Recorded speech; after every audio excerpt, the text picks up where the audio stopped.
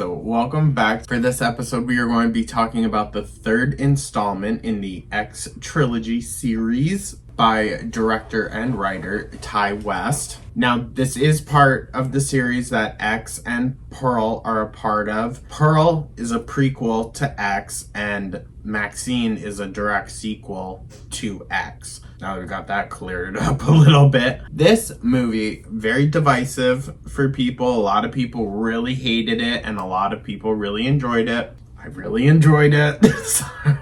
Sorry, I thought it was a really, really good movie. Also, just if you want a bit of a heads up, next video I'm planning on doing is on the new Netflix horror called The Deliverance, and it's starring Glenn Close. So I actually highly recommend this movie. I thought it was really good. So we're going to get into it, but that's for next time. As I stated, this movie was written and directed by Ty West. It was released in July of 2024, grossed about 21 million worldwide, and that's the highest profit that the entire trilogy had seen, which surprises me. I feel like X, I could believe it, but I don't know. Pearl just felt like such a phenomenon. Like, who didn't go see Pearl? Once again, A24 is the production studio, so you know it's going to be chef's kiss.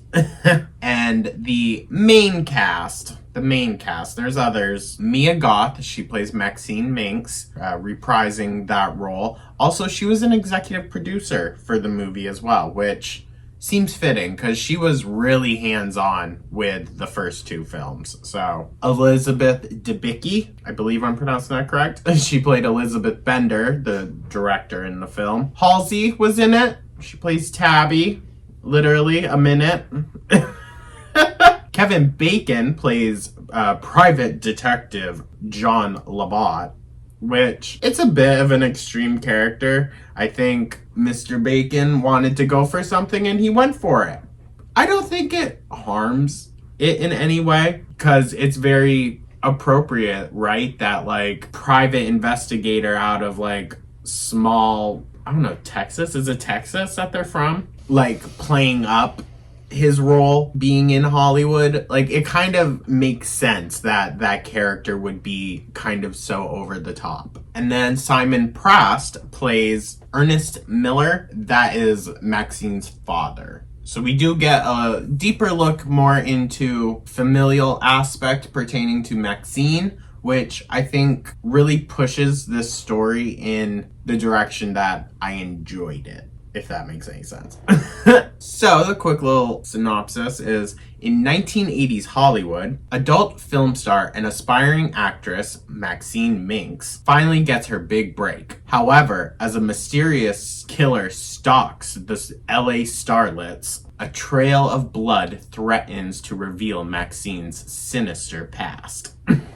Like I said before, this one is a direct sequel to X. West also stated that each movie can be watched individually, but that they complement each other.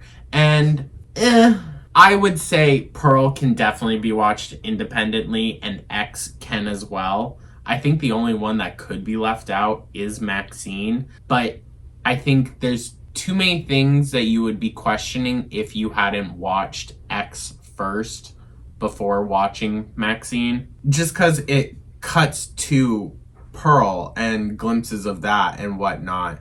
So without that understanding, you would be under the impression that like Maxxine is this terrible killer. She killed people and that's why she's out in Hollywood, which maybe that's the point, but I don't know. I don't think Maxxine can be viewed independently and fully comprehended. Also, we might as well just address it. There was a lawsuit during the production of this filming from background actor James Hunter, who said that Mia Goth physically and verbally assaulted him on several occasions, and he also sued A24 for wrongful termination. I don't know, did they settle? It's been a minute since that story came out. The guy seems shady, I'm just going to say that. But also, slightly do remember, Mia Goth has a child with Shia LaBeouf.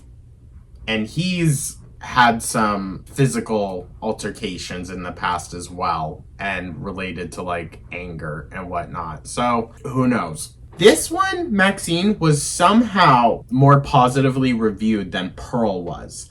And, you know, to each their own. I get it. It's a continuation of X, so I feel like it's got kind of the fans from that coming along into it.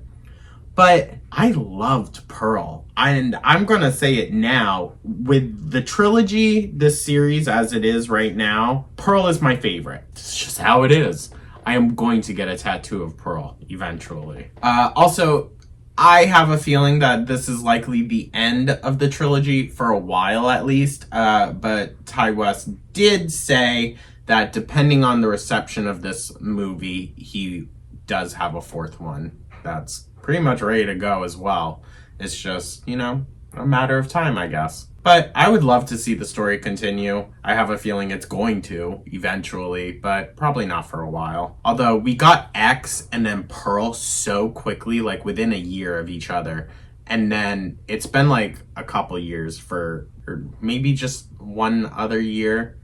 I don't know, it felt much longer, right? In between the two. I don't know. I would also say this one is very gory. I don't know if I could say it's gorier than X. I don't think so, but there is a lot of gore, and it's some pretty gnarly stuff too. So, yeah. With that, guys, let's dive right on into this, shall we? So, the film opens up with like just a childhood home movie of Maxxxine, and it's her father's voice behind the camera kind of guiding her through that mantra, the I will not accept a life I do not deserve. That whole bit. It also has a quote from Betty Davis. Now, it's interesting that we are opening the movie with a Betty Davis quote because it's closed with a certain song that I love so much that really ties it all together. And the quote is, "In this business, until you're known as a monster, you're not a star." Cut to the actual beginning of the film. The style of direction that this movie goes in is very reminiscent to 70s films, or probably more so like 80s films. To the top of my mind, I think of Natural Born Killers. All of these B-roll shots of just city life happening around and crime. That's kind of what it's giving. Also just the bright colors and everything.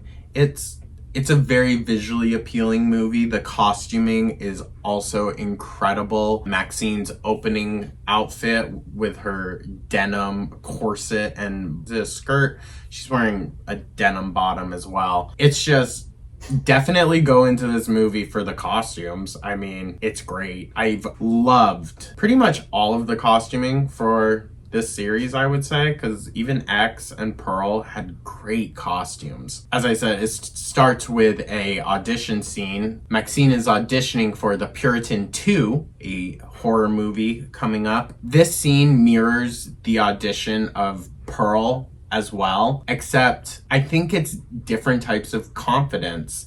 Pearl basically says the same thing that Maxxxine does. She's like, I'm gonna be a star and the whole world is gonna know my name.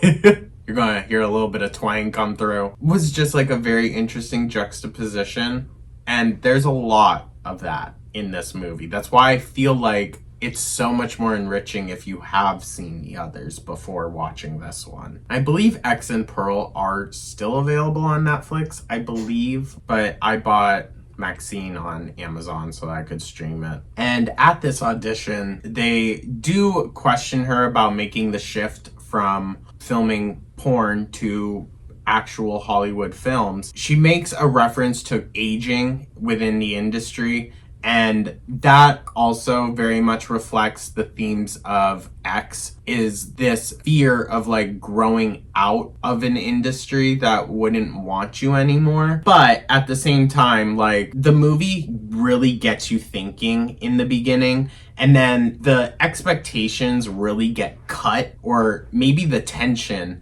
kind of gets cut a bit by, like, they ask her these really personal questions, instantly cuts to, all right, and would you feel comfortable taking out your breasts?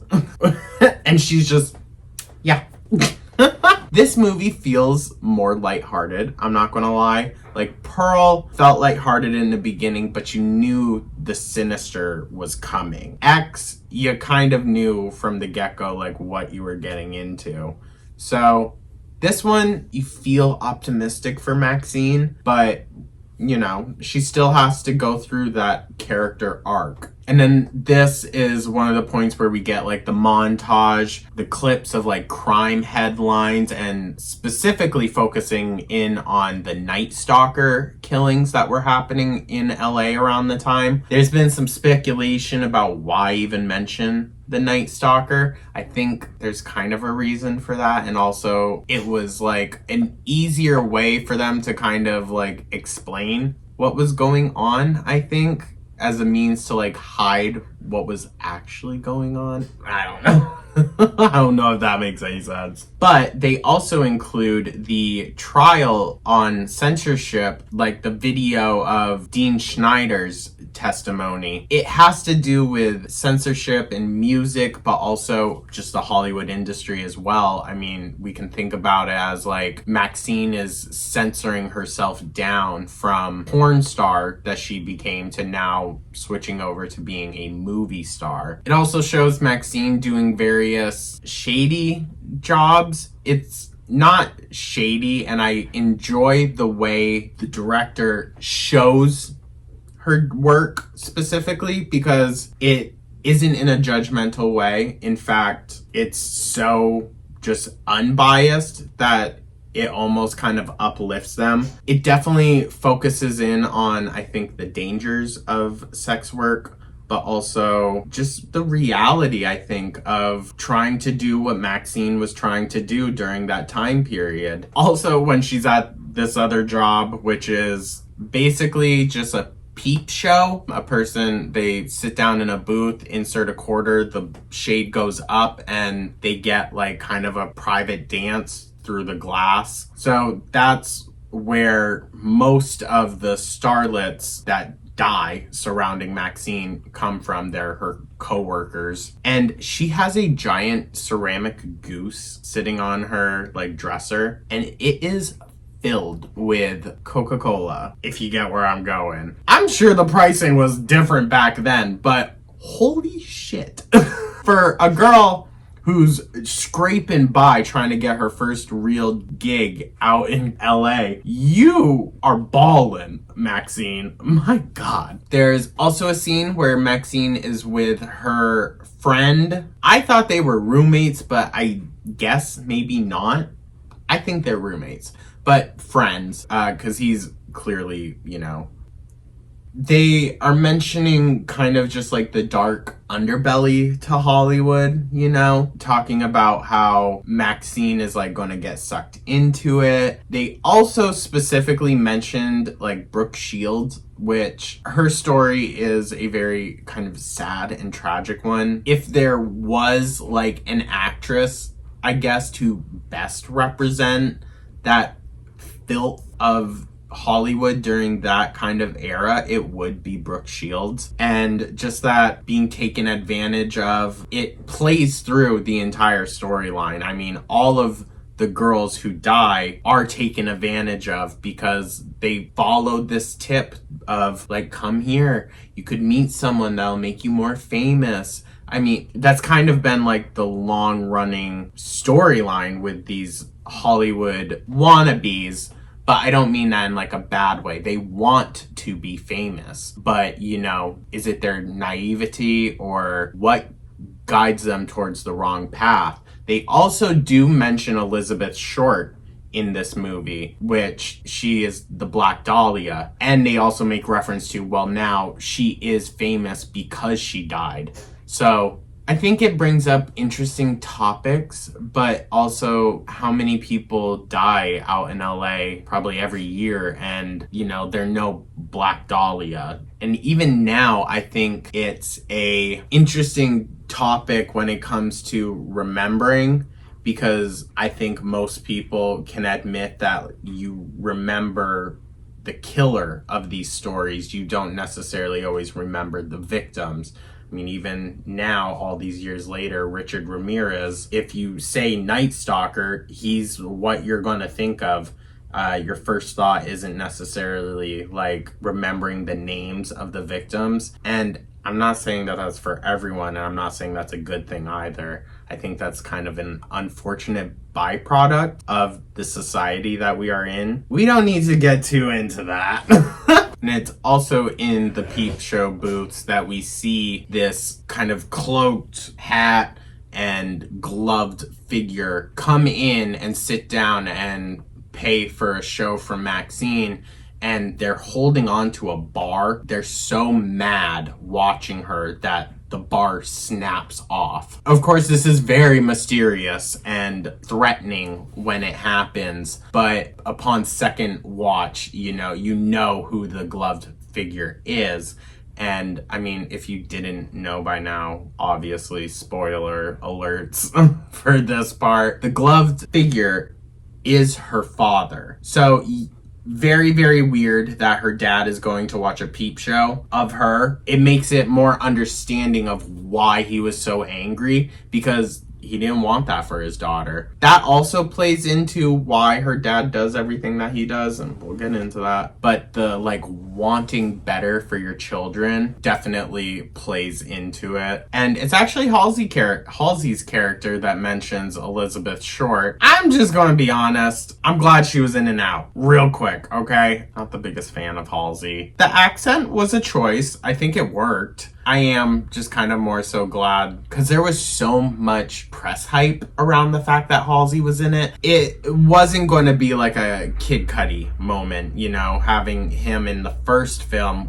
That's entirely different, and played such a major role in it as well. Whereas her character, feels bad to say, but this is a slasher movie. At its core, it's a slasher. So her purpose is just to be there and to be killed. That's the role that she fulfills within a slasher film. So, let's move on. Shady. Maxxxine is walking with Halsey's character, and Halsey gets into I'm not going to even say the character's name, just Halsey, gets into the cab, goes off. Also makes mention that she's going to a private Hollywood Hills party up by the Hollywood sign. That's important.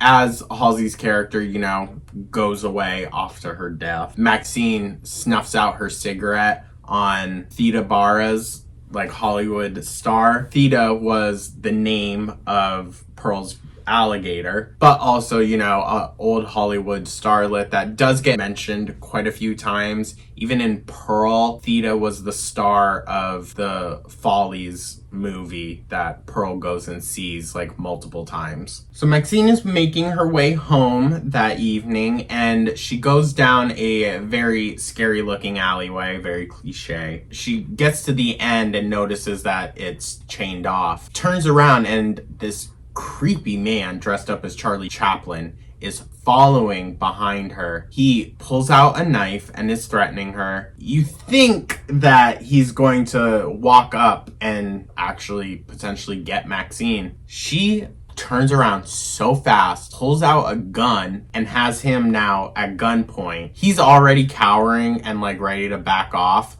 but now it's Maxxine's turn, and she's a little bit psycho, but you love her for that, right? She begins by making him get down on his knees and give fellatio to the gun. It's a very interesting scene. It is. I kind of lived for it. I'm not gonna lie. I was like, work. But she does make him strip down, and she makes him lay down.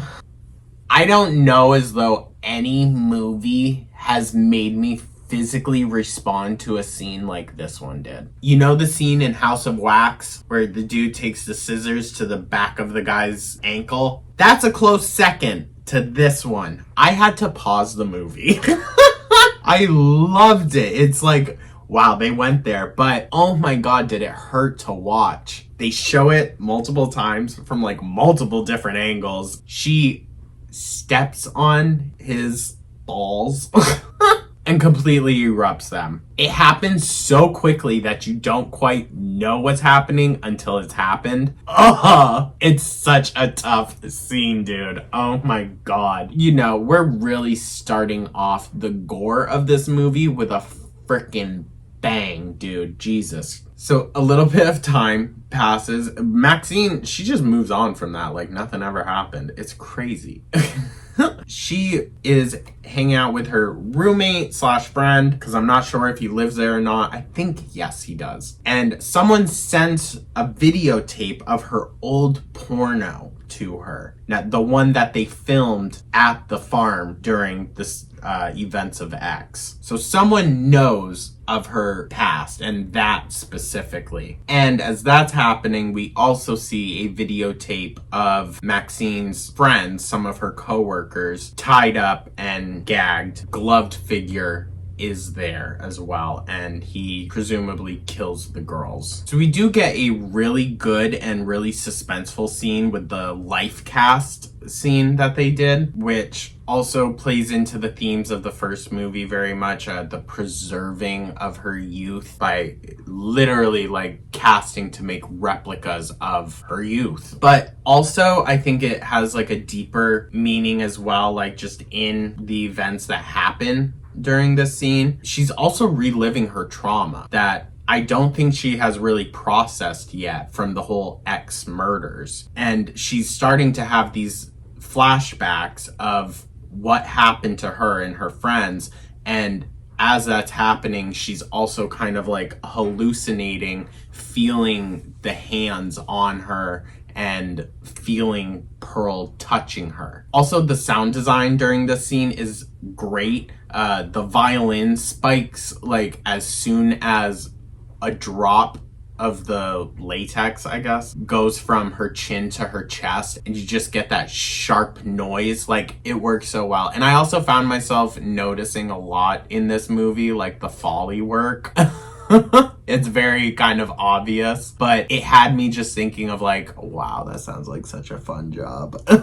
The sound design mixed with just the simple action of the latex falling from her chin onto her chest, that just like perfectly illustrates the heightened sense of anxiety that Maxxine is specifically in, and it makes you feel that suspense as well. And she freaks out, starts scraping her way at it, flips back in the chair, and then the technician, she comes back and is comforting her, and Maxxine's crying, which we've seen her like cry from kind of like shock and whatnot, but we've never seen her cry as a real like release. And so this whole bit just felt so cathartic for her. And it also just seemed like this is the first time she's even beginning to touch the traumatic events that happened to her previously. So it cuts to the two bodies of Maxxine's friends are found, and the coroner makes kind of a remark off to the side saying, "Pretty girls, hate to see it." And the way that a lot of the people in this movie talk about the victims is also gross. I think feeds into that like the dark underbelly of Hollywood, that it's not just the corporation of Hollywood, it's also the individuals that find themselves in and around it. And even then, still, in the beginning, Maxxine has a lot of these flashbacks at different moments, but she also gets a note left on her windshield that tells her to meet someone at a specific hotel unless she wants to go to jail for her crimes committed during the X movie. Which, would she really be at fault for any of it? It's self-defense, right? So what would they have on her? And at that meeting is where Kevin Bacon's character meets Maxxine's for the first time, and they're just talking. He's basically letting her know that like, listen, I know what you did, and unless you do X, Y, and Z, I'm going to, you know, get you in trouble. And he wants her to go to the address that these girls are also going to up in the Hollywood Hills. Basically tells her she needs to go to this party or else she's not going to work again. Now, she's very defiant about this and ignores it for a little bit. She ignores a lot of things, until her director tells her, like, listen, clean up whatever you got going on. You need to focus.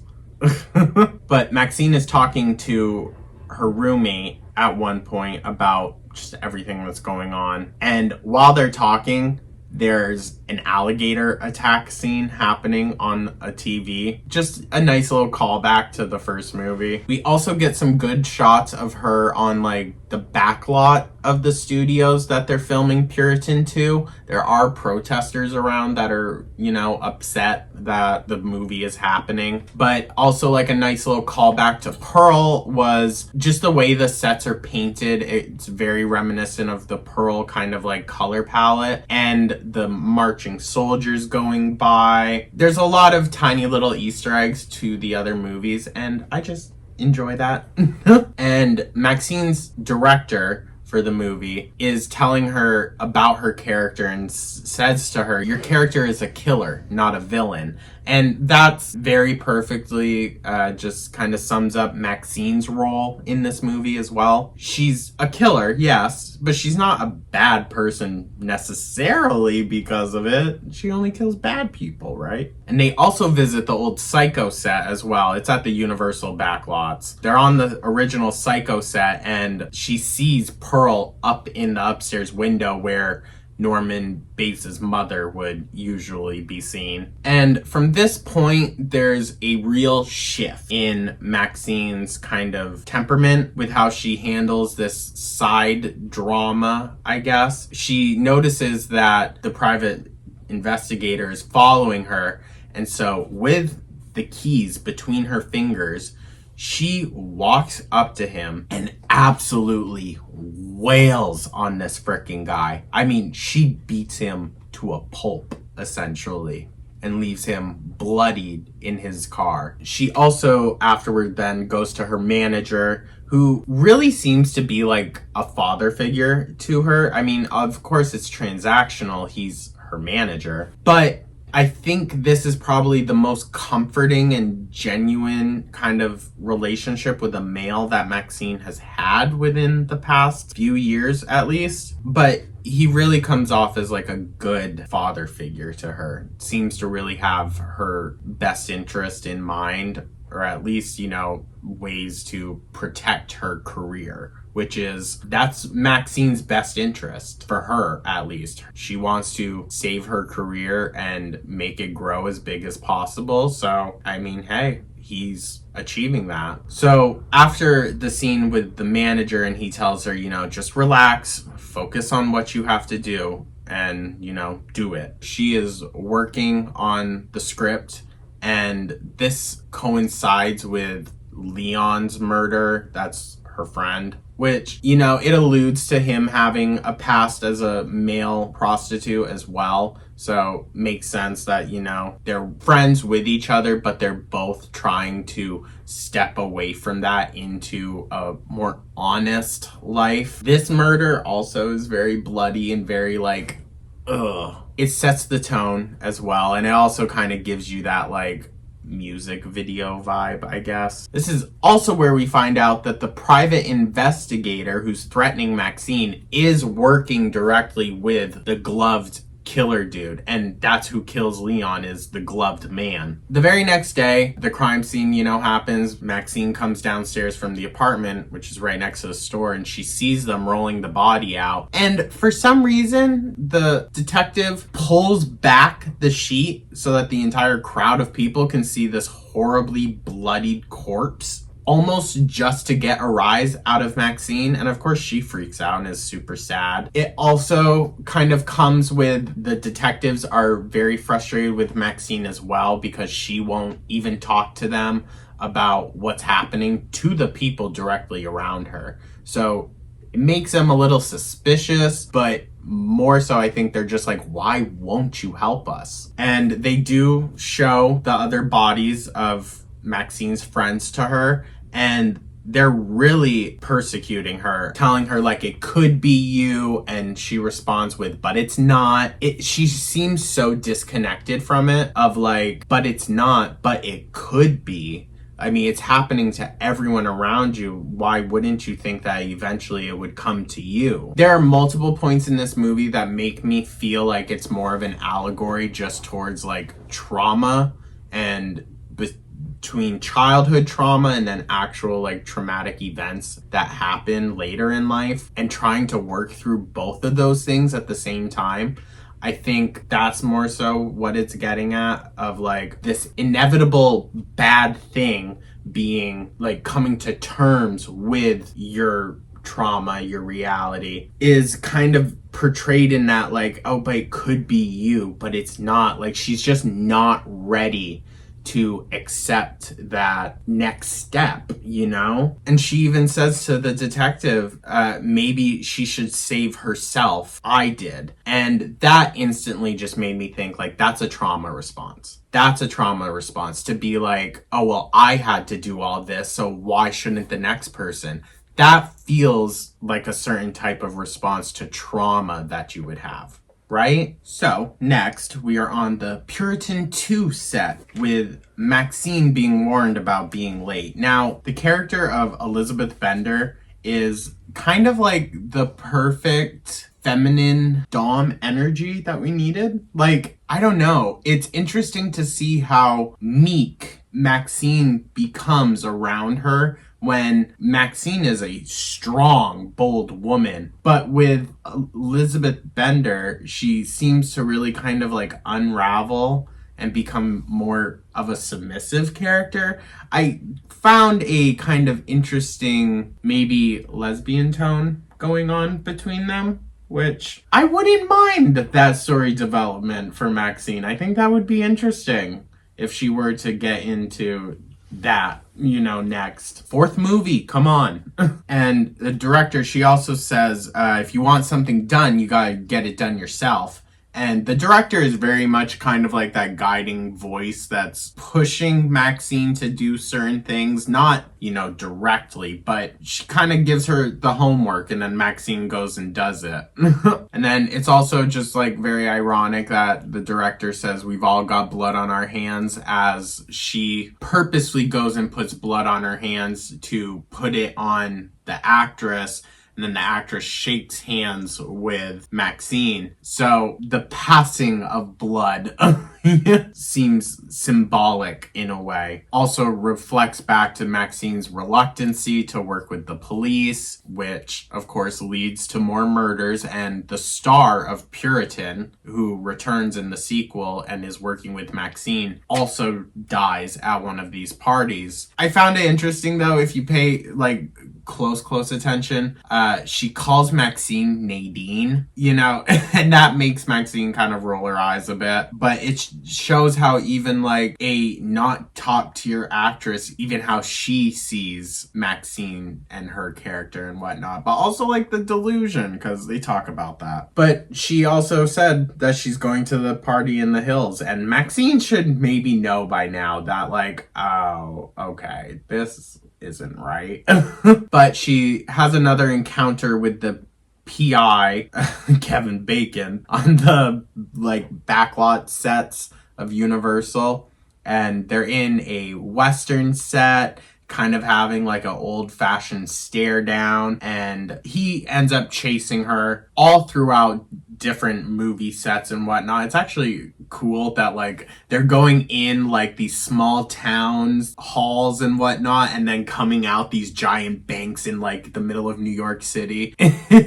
And you get to see the inside as well, just the bare bones of the sets. So it's really cool, really interesting to get to see that. And he chases her on up to the Psycho house, where she hides inside of. He eventually gets caught by a security guard, but he had a gun. Like, she was running for her freaking life. It also just kind of felt reminiscent of the Psycho movie, where it's the detective running up those steps into the house, you know? We just didn't get the like, fast zoom in scene or anything. This next part kind of like captions off the end of what I would say is the second part of the movie and leads us into our finale. Because now the homework for Maxxxine is to essentially get closure. The director tells her to squash whatever is going on in her life, essentially, that's keeping her distracted from really putting her all into the film. And she just very kind of refreshingly responds with, I intend to. This is where we kind of, really get the real psycho Maxxxine coming out.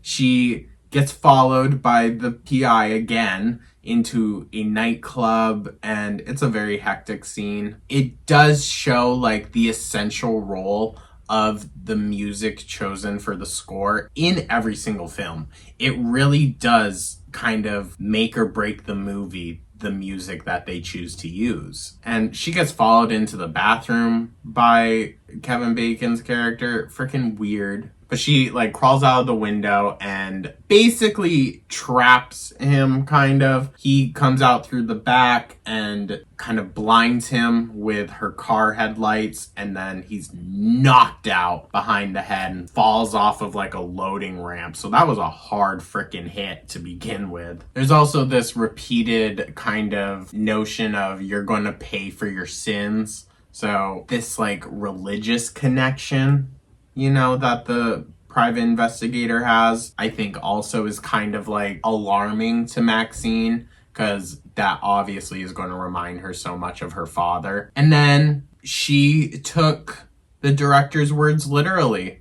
She said, you better squash it, and she's squashing it. She puts him and his car into a giant trash compactor thing to flatten cars, essentially. And she squashes him. He made a lot of claims to not be a religious man, which I think was in efforts to maybe keep her unsuspicious about who he's working for. But in his very final moments, he does make an effort to pray and to ask for forgiveness and whatnot. So even like it almost seems like performative not believing that he was doing, but I think that was done in an effort to kind of like clear his conscience that like, oh well, God isn't real, so I can do all of these things for my job and whatnot, and it's not an issue. But then in his final moments was like, oh wait. Found it interesting. There's a lot of complex characters in these movies.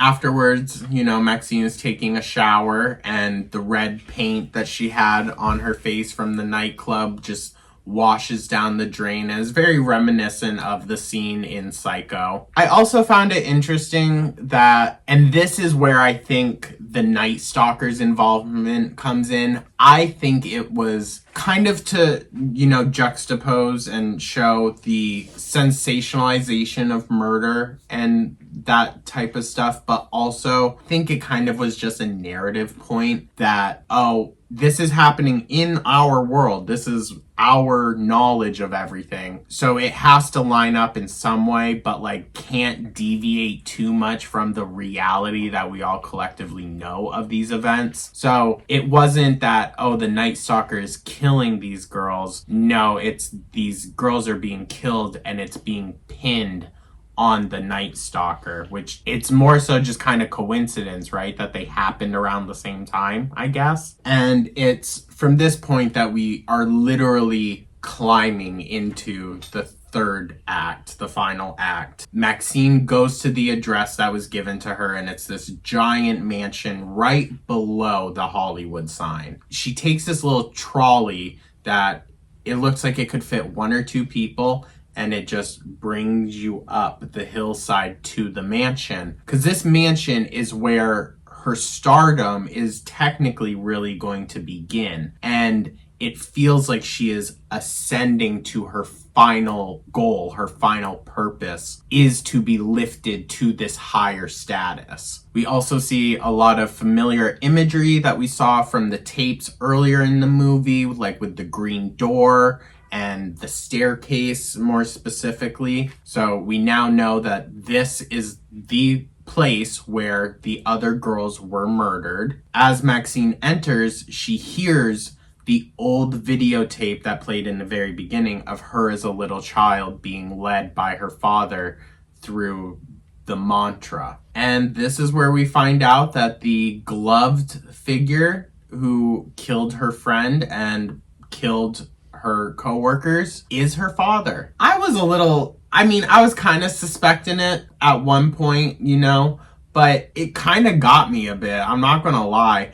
And I really loved the acting in this scene because, Maxxxine is so not the Maxxxine that we know. She goes completely quiet. She seems very kind of like it's an out-of-body experience. She seems like she's completely disassociating, to be honest. She just kind of stumbles back and is just so shocked, and then she knocks over a suitcase that has the Puritan star's body chopped up in it.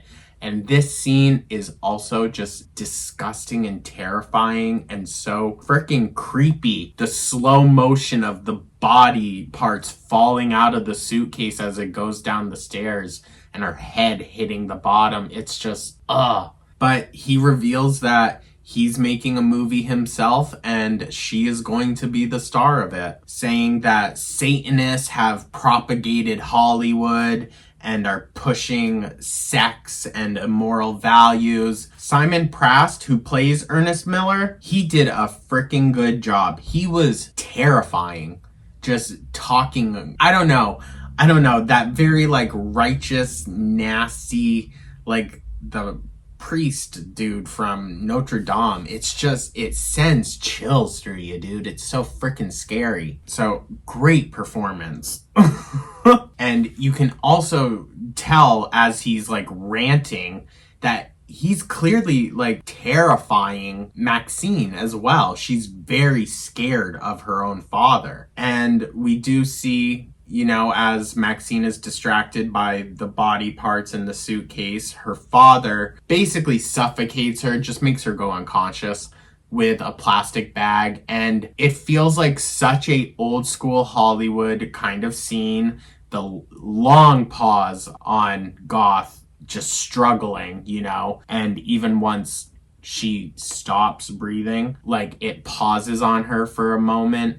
And it's just kind of very old Hollywood, old school horror. And we get kind of a flashback clip montage of her at the audition once it finished and her being like, I'm a star. And that, directly reflects Pearl's own thinking within that movie as well. But it's delusion versus confidence, I guess. So Maxxxine wakes up tied and blindfolded to a palm tree, I guess that's what it is, in the middle of a pool, surrounded by cult members with big professional cameras and sound equipment, everything. And her dad wants to make her more famous than Hollywood ever could. Plans to exorcise the demon or the devil out of his daughter. And he does read a passage. I wouldn't know what it is, but it makes reference to how she is a product of him. He made her. And so therefore, how it's referenced directly with the quote, it's coming off like he describes and thinks of himself as God. And Maxxxine is the devil who has infiltrated his own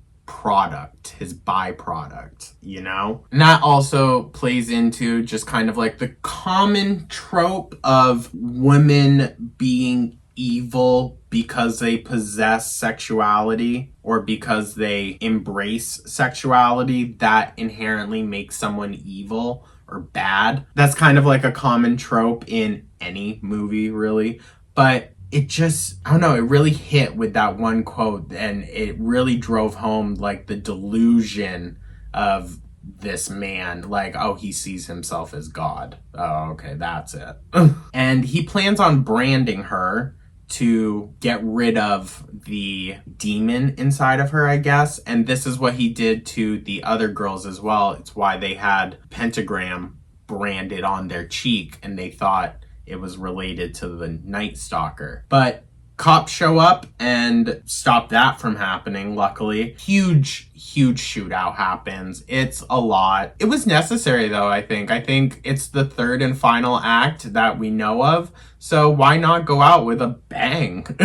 So, huge shootout scene, and Maxxxine cuts herself free, and she gets pulled into the water, and we see a shot of her hand, how fast it's going, and then a steady shot on her, and she is stabbing this man underwater so ferociously, but so locked. Like, she does not blink once. She is focused right in on him, killing him underwater. She hops out, crawls around the side. I mean, basically the entire cult gets killed by the cops, and she follows her dad up to the Hollywood Hills sign, and there's more shooting with the cops. Maxxxine eventually makes her way directly to the sign as well, and we see the female cop come out around the corner, and she has a crucifix stabbed into her eye, saying that she got him. And then she very stupidly falls down the hill.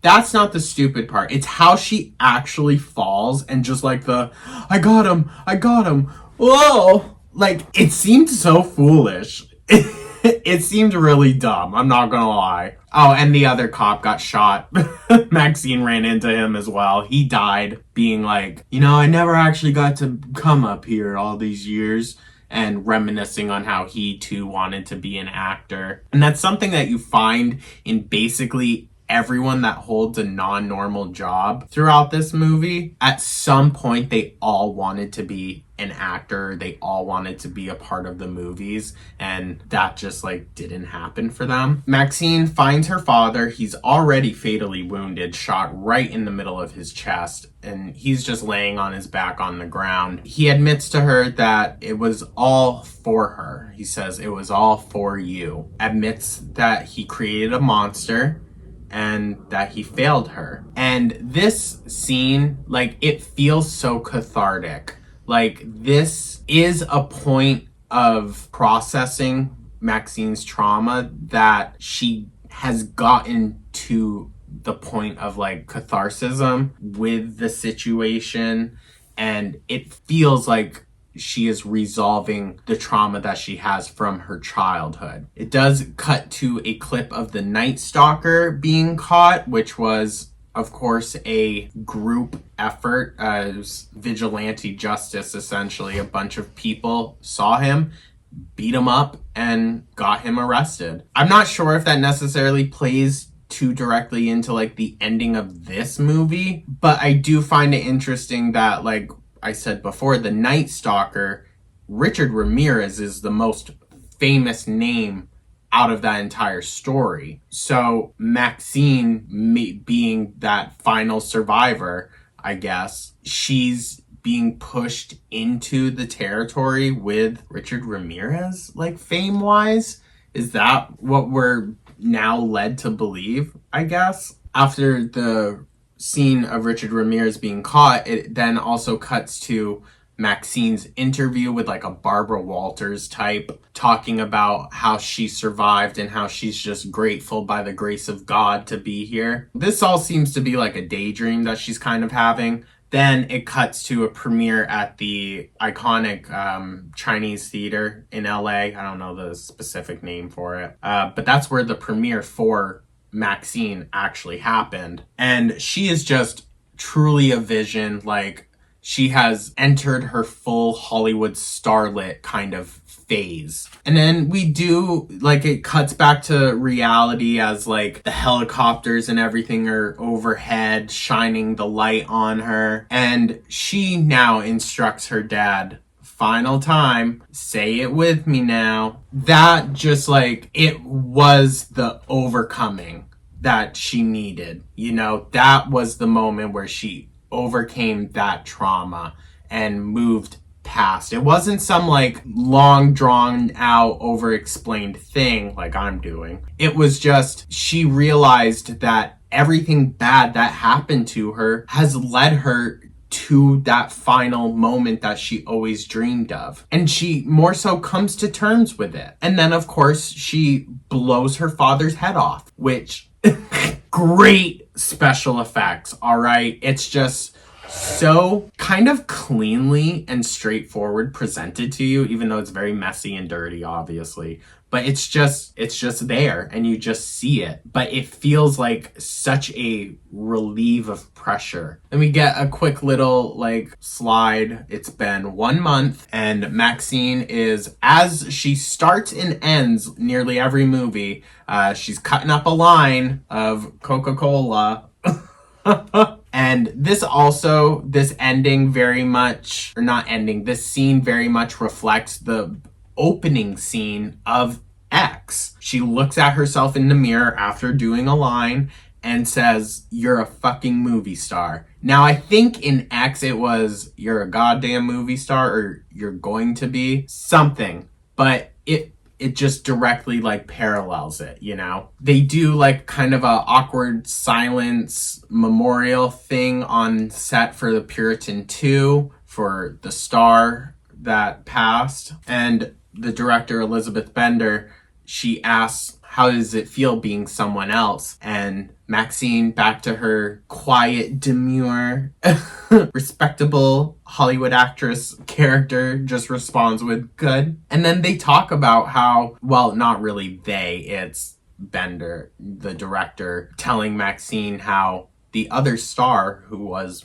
murdered just wasn't a star. She didn't have it in her and she wasn't going to progress beyond the franchise. Whereas Maxxxine directly states that she never wants it to end. That, you know, she wants to go on and do bigger, grander things. And even in the little kind of daydream she had before she shot her father, where she's in front of the theater for the premiere, she even says that there's now going to be a biopic about her life directed by Elizabeth Bender. So it's like her idea of her future has this director directly tied into it. And I think if there were to be a fourth one that carries on the character of Maxxxine, you would have to have the director there. It seems like they're, I don't know, I got the vibe, all right?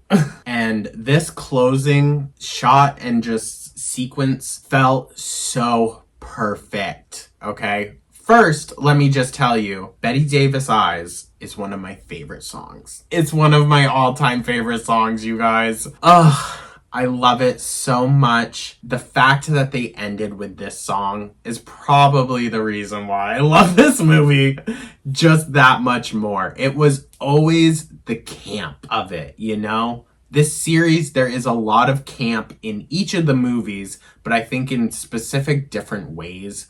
And this one, it just felt so like end of an era, you know? But the closing shot of her prosthetic decapitated head, her decapitated immortal youth that has been preserved and can be replicated now, just sitting on the bed, staring blankly, and that's what the credits roll over. It's very reminiscent of Pearl, obviously. So I kind of like wish we got a bit of a end sequence in X like that. I don't know, just like 3 heads would have been kind of iconic. Maybe we did it? I'm gonna have to go back and check. It's been a minute since I watched X. But yeah, the credits roll, and I'ma just be honest, you guys. I love this movie. I really, really enjoyed it. I know that's not how a lot, if and everyone feels, obviously, but it just felt like a much more, I know some people aren't going to agree with this. I don't mean it in like a whole plot sense. It felt way more focused in this movie. Like, we are focusing on Maxxine's healing from not just the X trauma, but also the trauma of her childhood, so that she can ascend to her final form. And it feels just right that we wrap up this character, at least for now, in this way. And that's maybe why I enjoyed it, because it does feel like a good ending to a trilogy for once, you know? Like, even if it's not intended to remain a trilogy, this is a solid trilogy. And we will definitely do a franchise deep dive of it. Although I'll probably just edit in my thoughts on this one, you know? Sorry. But to cover Maxxxine again, I mean, it's 2 hours, I believe, or maybe longer. So it's a bit of a haul, but I highly recommend it. I would say it's way more rewarding to watch if you saw the other movies. I'ma just be honest. But you can watch it Pearl X Maxxxine, but there are some just kind of like very niche or small bits of information in Pearl that you would kind of miss if you hadn't watched X first. So watch X, then watch Pearl, then watch X, and then watch Maxxxine. That's how you do it. So with that, we'll check some comments. So the top critical review gave it 2 stars, 2 out of 5. And it said, Maxxxine, this movie was a little too gory for me. However, I did appreciate the strong performances by the cast and the intricate storyline that kept me engaged. I'll opt for something a bit lighter, but I can still acknowledge the skill and effort that went into creating such a vivid cinematic experience. Okay, what were you expecting? I guess it's going to be a bloody movie. The other two were. I would say Pearl is probably the least graphic out of all of them, but it's still disturbing. But this one's bloody. And there aren't a lot of like on-screen kills that are really satisfying. There's really only 3, I guess. But 4. They're all great though. They're all great. All of the kills in this movie are so freaking well done. It's real hard to even pick a favorite, honestly. Maybe the balls. The balls might be it for me. That's just like, I don't know. I think the shotgun blast at the end was great. Just a great way to, defeat that final demon of trauma being her own father, which ain't that the case quite a few times. All right, so on to the 5 out of 5 stars. This one reads, the perfect ending to a trilogy. I agree. Showing Maxxine's trauma from X was displayed beautifully, and I love how it also showed more of her trauma before 1978. Every shot was beautiful. The lighting, the angle. Ty West and Mia Goth are absolutely geniuses. The kill scene for Leon was absolutely incredible. When the knife of being taken out and Maxxxine is pulling the lighter up at the same time is literally cinema. You get that a lot of the times too, is like the split screen, and that feels very kind of quintessential like 70s or 80s, more so kind of police movie vibes. It's giving kind of like detective. I mean, that's what it is. But I just love seeing horror being able to be done in such a stylistic way that's so personal to the director, That's why I love Rob Zombie for his cheesy, sometimes music video looking movies, because I love that stylistic just approach. I don't care which style it is, to be honest. Also realizing every piece of her trauma has been recorded. Her dad recorded her in the church in the 40s and 50s.